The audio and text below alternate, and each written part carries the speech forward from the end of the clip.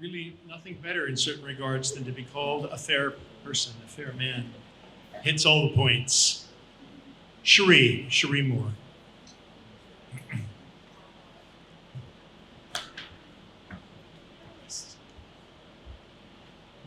Um, Hi, I'm Lucy, and okay. So I was one of Miss Cherie's Twinkletons, and I didn't really know her as well as I wanted to, but I know she's an incredible person, and I know everybody on that list are incredible people, and they all deserve to be remembered and loved. And Miss Cherie, along with Miss Pam and Miss Jenny, they were like my Twinkleton idols. I remember up as soon as I started working here, during the workshops, I you could either train to be a Twinkleton or Goblin. Guess what I chose? And so I would train with them every day, whenever I got the chance. And we would practice having books on our heads and correct grammar and all sorts of stuff. It was the best. And I, I'm finally a Twinkleton now, and I'm super excited. And I'm really sad Miss Cherie didn't get to see that, but I know she's looking she's looking down from way up there, smiling down on all of us with a big old grin, saying, "I know they did it. They did it."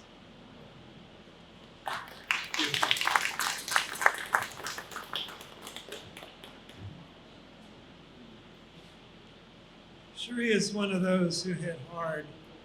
She's one of the people who I knew not only in fair, but outside of fair.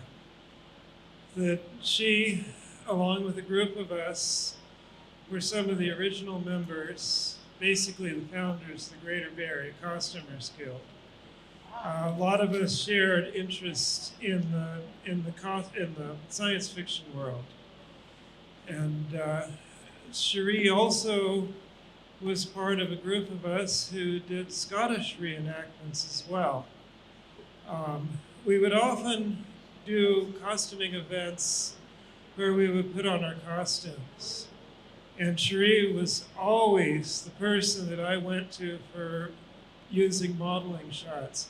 I have some absolutely wonderful photographs of her in 3D at Black Point that I dearly cherish, and I will cherish them ever so more. To Cherie, I was noticing there was something missing, and when I come in, not seeing her greet me as I come in the door has been a huge loss. To Cherie.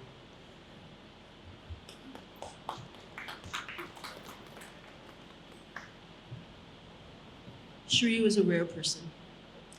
She was that consummate artist and yet that consummate technician. And those two things sometimes don't go together. And at the same time, she was always a friend. She always had a kind smile. She always had a word. She always waved. She was exceptionally thankful if something was nice, and she would speak her mind if something wasn't. She was very honest. And I always knew if somebody said, "Oh, Cherie's taking care of my costume." "Okay, covered, that's that, fine. It will be great." Because she had an eye. And it was a beautiful one. And it was unique to her. Anytime I see a jacket made by her, I know that that's Cherie's.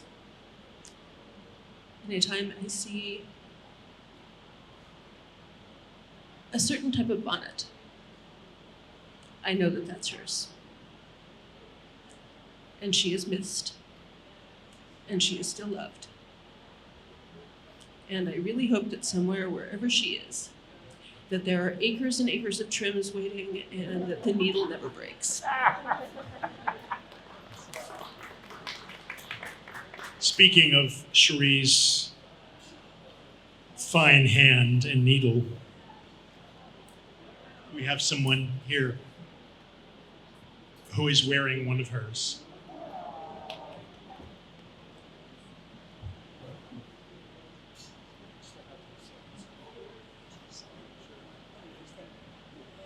The first I knew of Cherie was when she was the guild mistress for Christmas Carol at Dickens. And one of the years I was the ghost of Christmas Past, so I was under her direction on that one. And we had a few challenges and we had fun.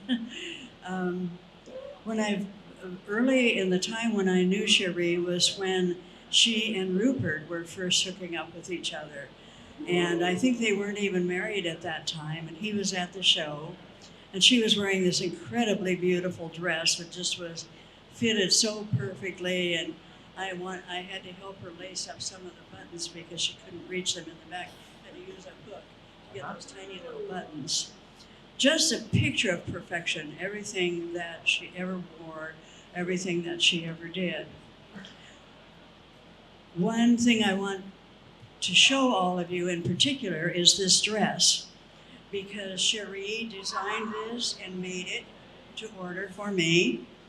And we both lived in Vallejo, so I could come to her house for fittings or go with her to the fabric store to look at materials and make decisions.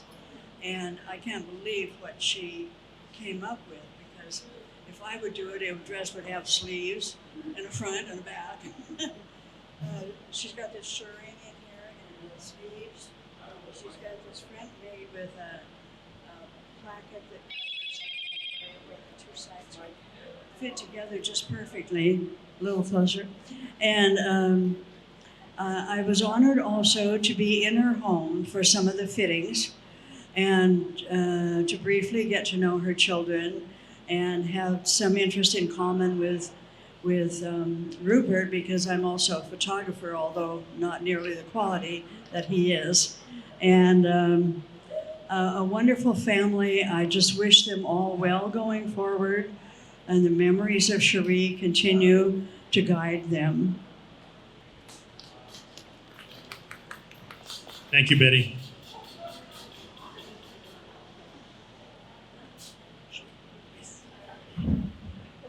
Hello, my name is Chris. Some of you guys might know me. I'm just going to keep it brief. I would like to thank Cherie for being a light in this world and finding another light, and then making some of the coolest people I've ever met together. And I'd also like to thank her for being a friend to my grandmother when she needed it most. So I love you and I miss you. That's all. Thank you.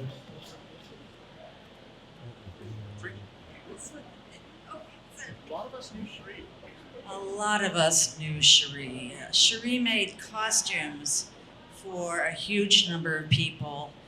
And I knew her from the costume end of things, and really got to know her when I tried out for Miss Twinkleton with the children's group. And Cherie was going to try out for Miss Twinkleton too. And she saw me get up there and be crazy and Miss Twinkleton. And she said, "Oh God, I can't do it now. I can't compete with that." Well, she really wanted to be with the Twinkletons, and I could see that. And we talked together, and I said, "Why don't you join me and we'll do this together?" So she became my assistant director, and she became Mrs. Tischer, and she became my best friend. And we did that thing together. She helped me so much. I can't tell you, her energy was boundless. And she sewed, and one day I came to fair and she had made a dozen little pink doilies just because she could, and said, here's a gift for you. And I said, "Oh my God, you made these?" And yet she just whipped them out. And then when we had to make new hats, she whipped them out, and the work was incredible. But what I really remember about her was the friendship. And God, I miss her. And it was a shock to know this happened. And I feel she's still with us every now and again.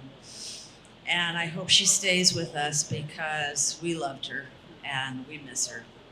There you go.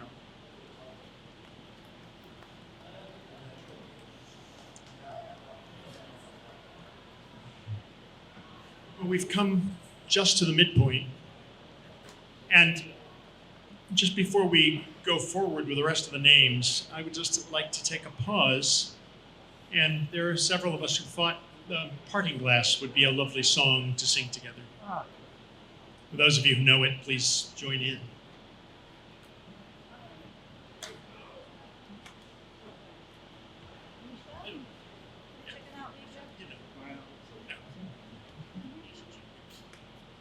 Kathleen, can you join us?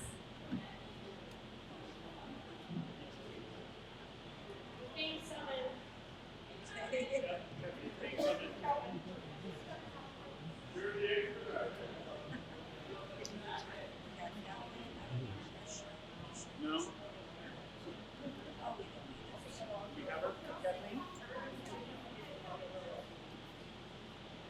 Here's go.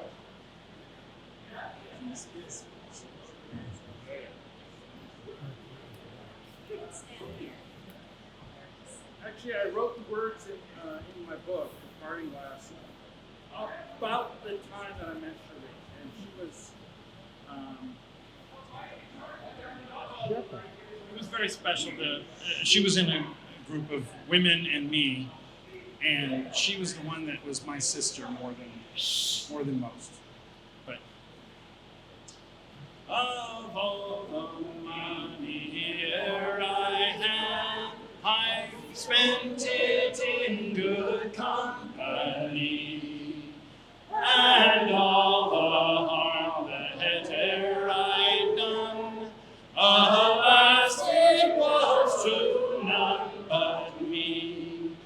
And all I have done for want of wit, to memory now I can't recall. So fill to me the parting glass. Good night and joy be with you all. If I had money enough to spend, and leisure time to sit a while, there is a fair in this town that sorely has my heart beguiled. Her rosy cheeks and ruby lips, I own she has my heart enthralled. So fill to me the parting glass. Good night and joy be with you all.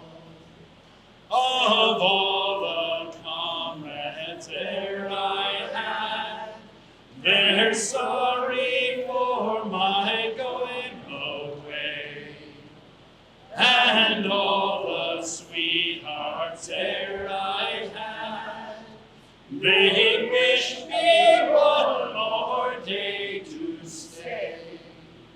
But since it falls unto my lot that I should rise and you should not, I'll gently rise and softly call.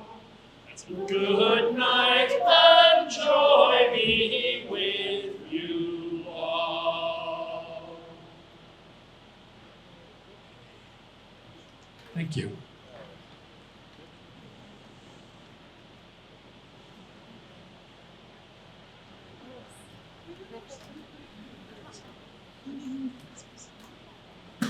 So, can you sing along with me another one? Right? Sure. I'll be home for Christmas.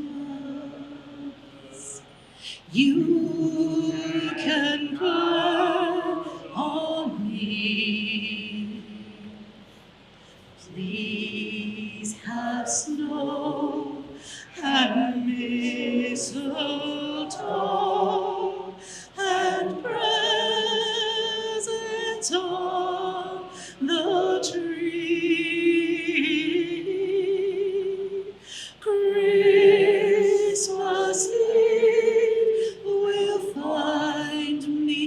Christmas Eve will find me where the love light gleams. I'll be home for Christmas, if only in my dreams.